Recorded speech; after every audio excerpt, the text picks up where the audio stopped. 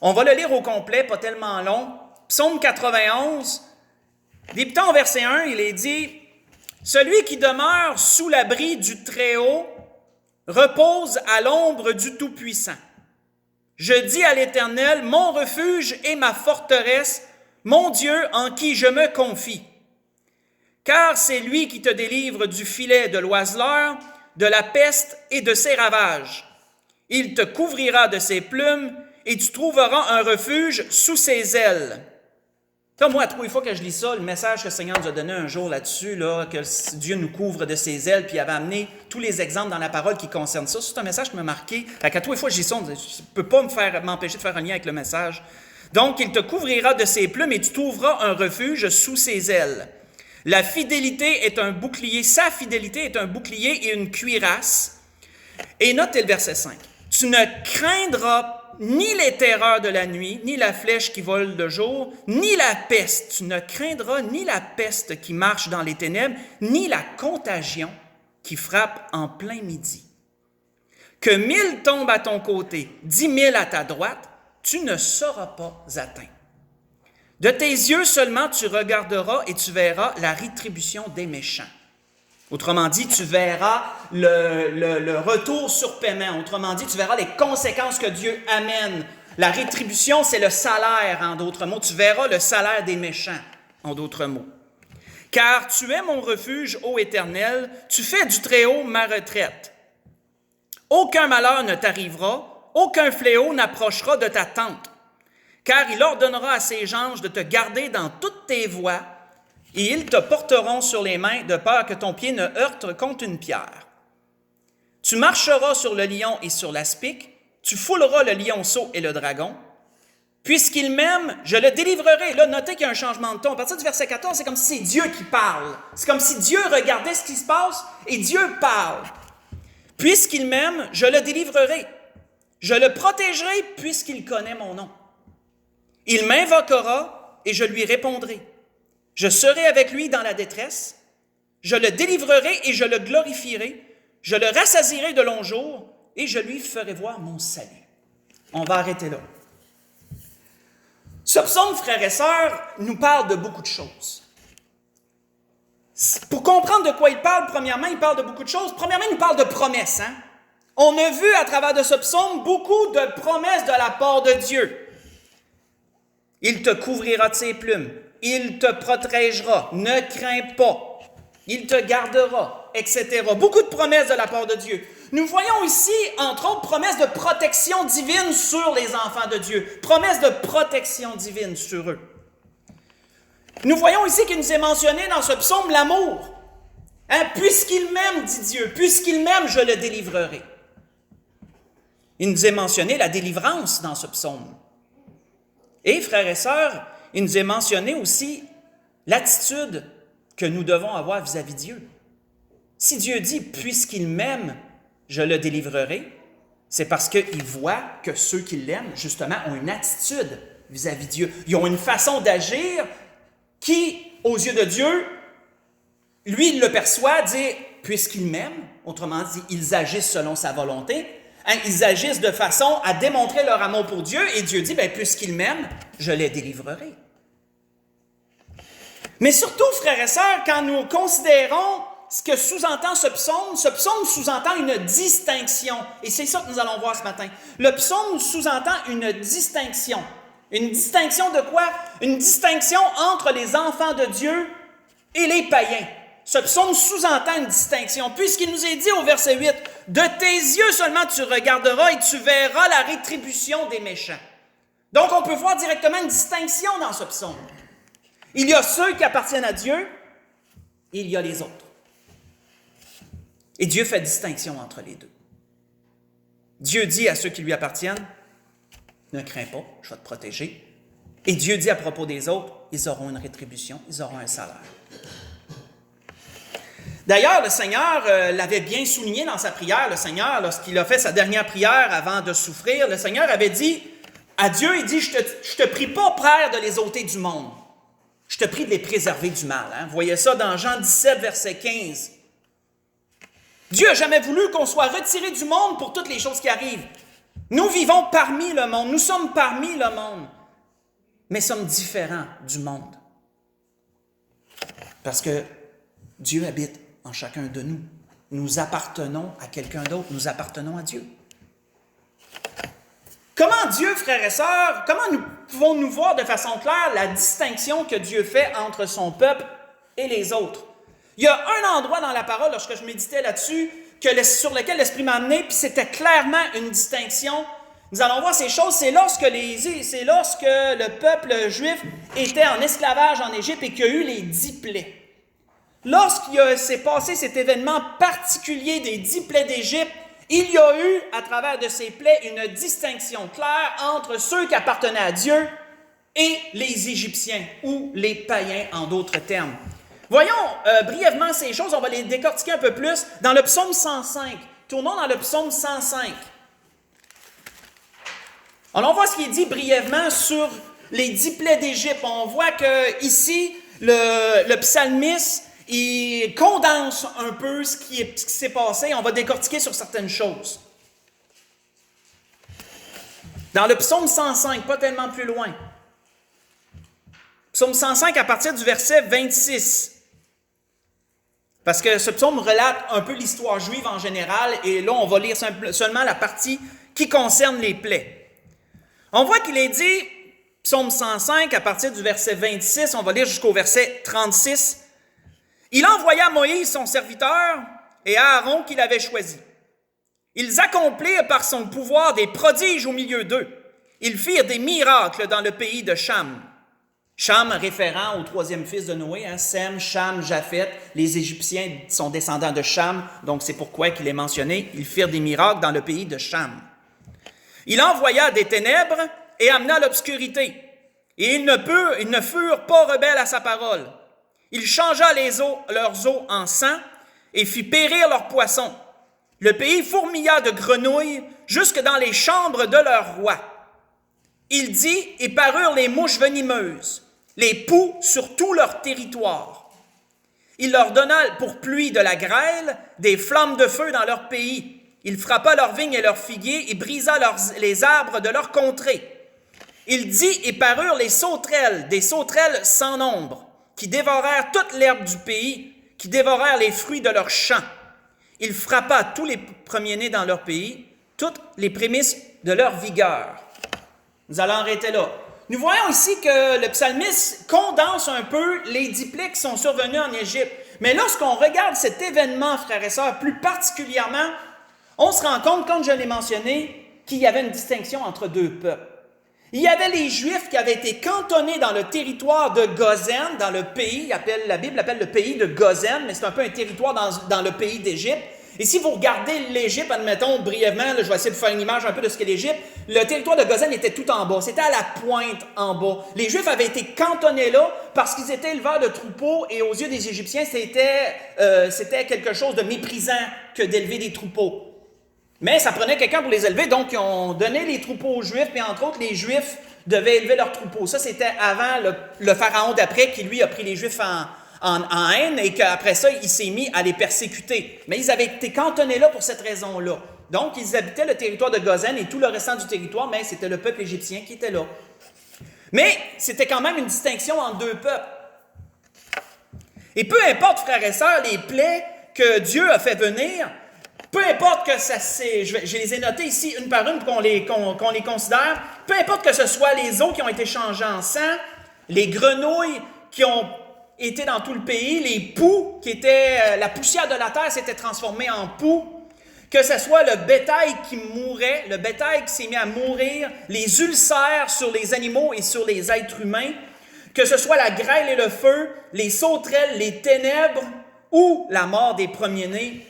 Le peuple de Dieu, quand on lit ces choses et qu'on les considère, le peuple de Dieu a été peu ou pas du tout touché par ces plaies. Peu ou pas du tout touché.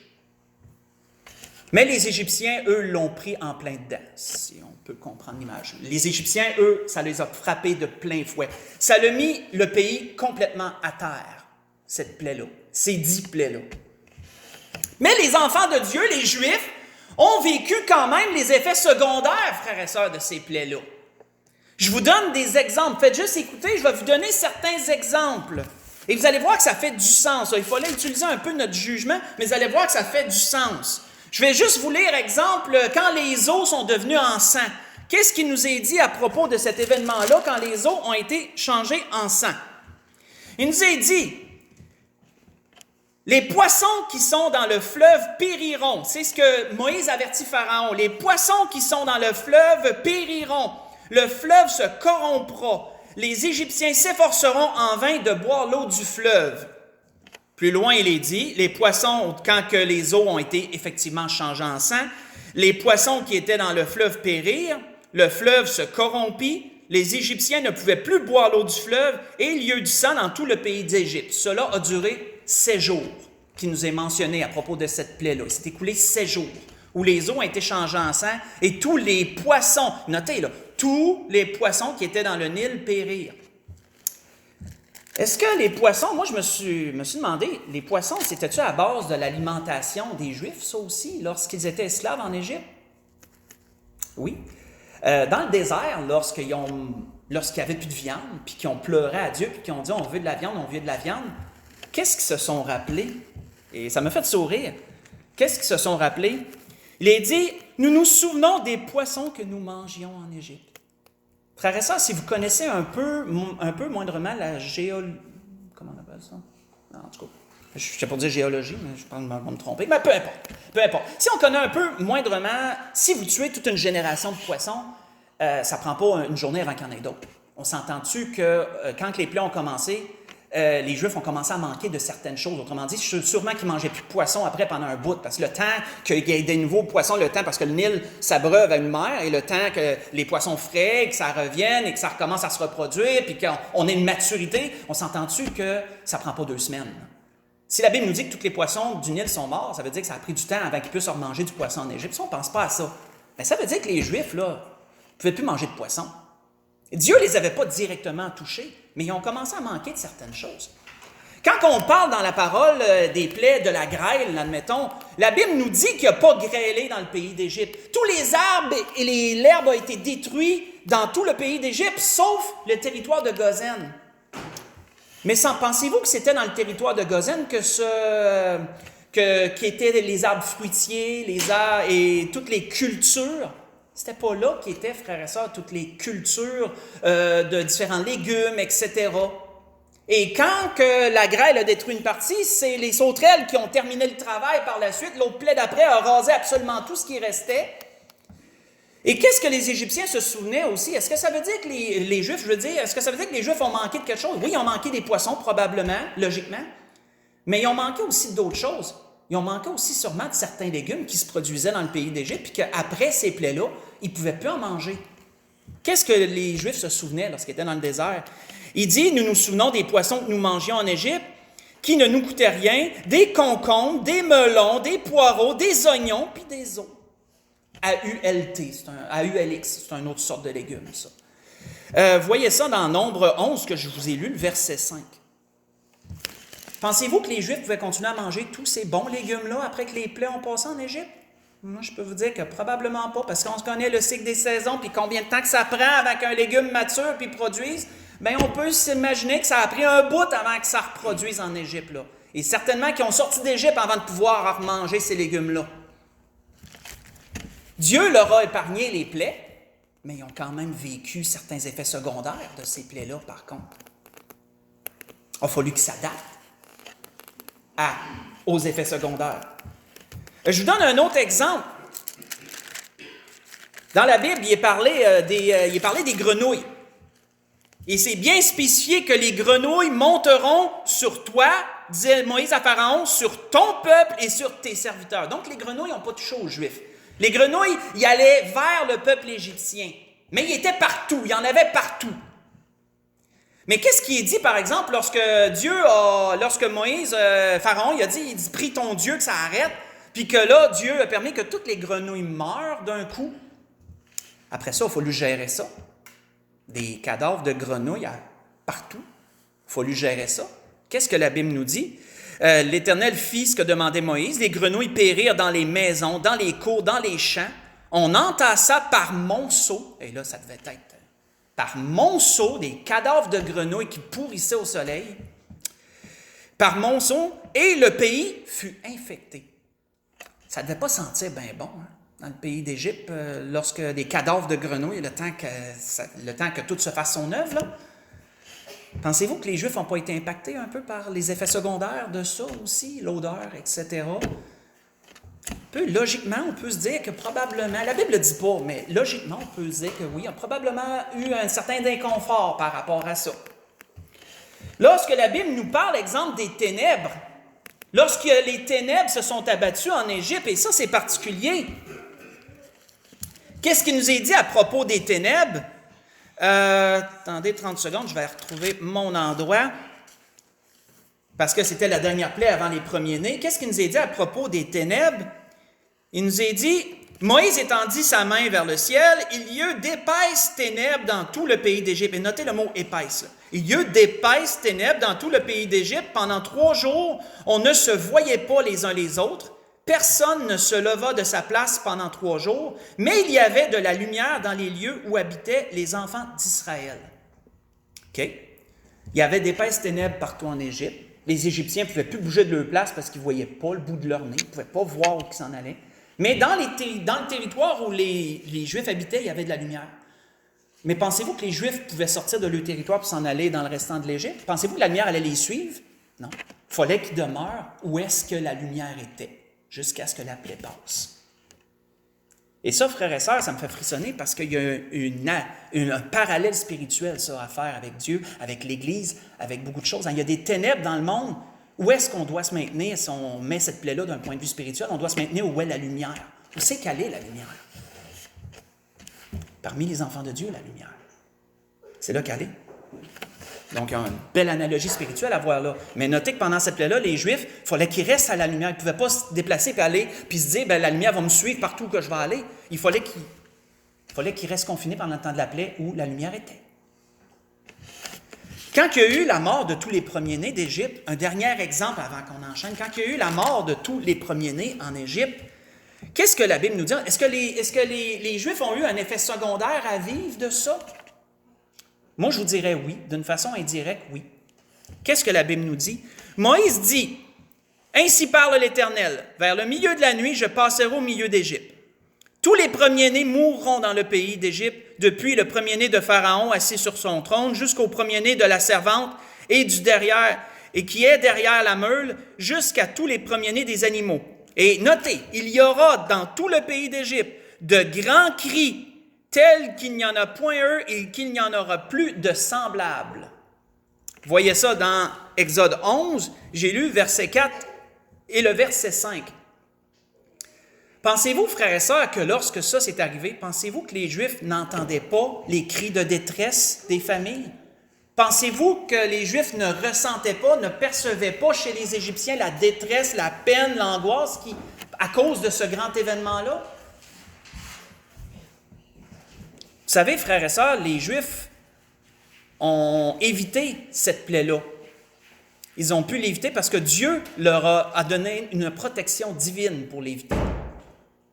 Mes frères et sœurs, ils ont quand même ressenti et vu l'angoisse chez les nations. Et ça, frères et sœurs, c'est un peu ce que vous regardez et vous voyez présentement dans ce qu'on vit. L'angoisse chez les nations. Et les enfants de Dieu peuvent percevoir ça.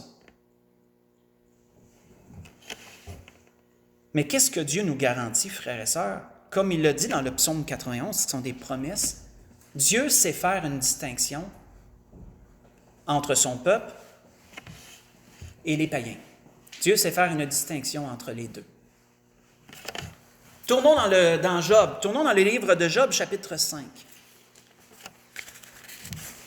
Dans le livre de Job, chapitre 5.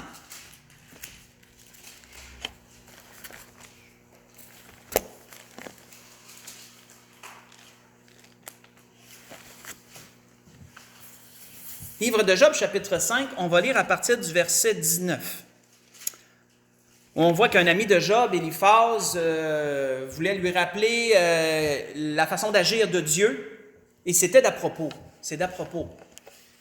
On voit qu'Éliphaz disait à Job, en parlant de Dieu, 6 fois il te délivrera de l'angoisse, et 7 fois, le mal ne t'atteindra pas. Il te sauvera de la mort pendant la famine et des coups du glaive pendant la guerre. Tu seras à l'abri du fléau de la langue, tu seras sans crainte quand viendra la dévastation. Tu te riras. Ça veut dire quoi, tu te riras? C'est pas de l'insouciance, mais proche. Tu sais, en voulant dire là, que pour toi, c'est comme s'il n'y avait rien. Là. C'est quelqu'un qui se rit de quelque chose, là, c'est comme... Il n'y a rien là, puis il fait son petit train-train quotidien, puis il continue à faire ses choses comme si rien n'était. Tu te riras de la dévastation comme de la famine. Tu n'auras pas à redouter les bêtes de la terre. Car tu feras alliance avec les pierres des champs, les bêtes de la terre seront en paix avec toi. Tu jouiras du bonheur sous ta tente, tu retrouveras tes troupeaux au complet. Tu verras ta postérité s'accroître et tes rejetons se multiplier comme l'herbe des champs. Tu entreras au sépulcre dans la vieillesse, comme on emporte une gerbe en son temps. Et frères et sœurs, avant de lire le verset 27, notez que tout ce qu'Éliphaz a dit, c'est arrivé à Job à la fin. Hein?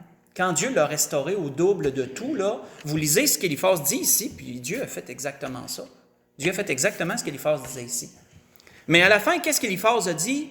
Il dit, voilà ce que nous avons reconnu, voilà ce qui est, à toi d'entendre et de mettre à profit.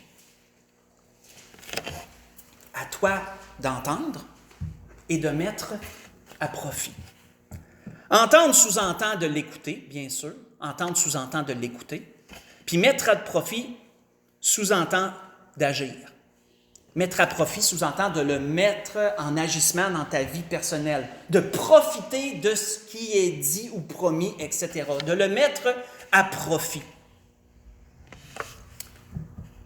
C'était ce que l'Esprit voulait nous donner ce matin, frères et sœurs. Pas un message très long, mais Dieu certifie à ses enfants qu'il y a une protection divine. Dieu certifie à ses enfants qu'il y a des promesses qui sont rattachées pour eux, puisqu'on l'aime. Mes frères et sœurs, de quelle façon marchons-nous face à ces promesses-là? Est-ce qu'on saisit les promesses de Dieu par la foi et on fait selon ce que Dieu nous promet? Ou si on agit selon notre chair et qu'on est inquiet, on est angoissé, puis qu'on réagit comme le monde réagit? Ça, frères et sœurs, c'est à chacun d'y répondre. Mais les promesses de Dieu sont là, elles. Elles sont là et c'est à chacun de les saisir. Comme il est écrit, c'est à chacun d'entendre et de mettre à profit ce qui est dit. Pour conclure, tournons dans le psaume 121 pour conclure. C'était ce que l'Esprit me l'a donné ce matin. Dans le psaume 121 pour conclure.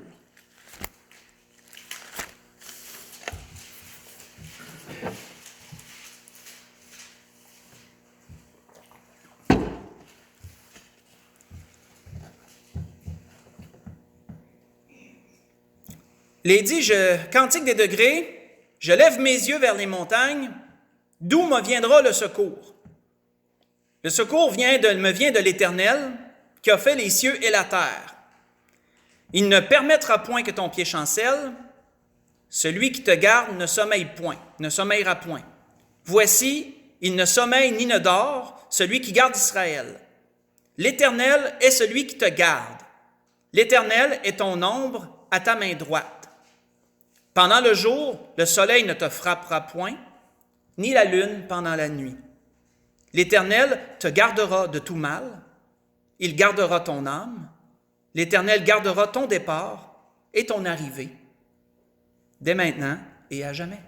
Ton départ, c'est lorsqu'on est venu au monde ici-bas, ton arrivée, c'est lorsque nous serons morts et rendus auprès de lui, ou si l'enlèvement survient avant, ça sera notre arrivée. Le départ, c'est maintenant, c'est lorsqu'on est né, c'est notre passage sur la terre. Notre arrivée, c'est lorsque nous retournerons vers le Seigneur. Et qu'est-ce que Dieu promet? Il dit, l'Éternel gardera ton départ et ton arrivée, dès maintenant et à jamais. C'était ce que l'Esprit voulait nous donner ce matin, frères et sœurs. On peut se lever pour le dernier cantique.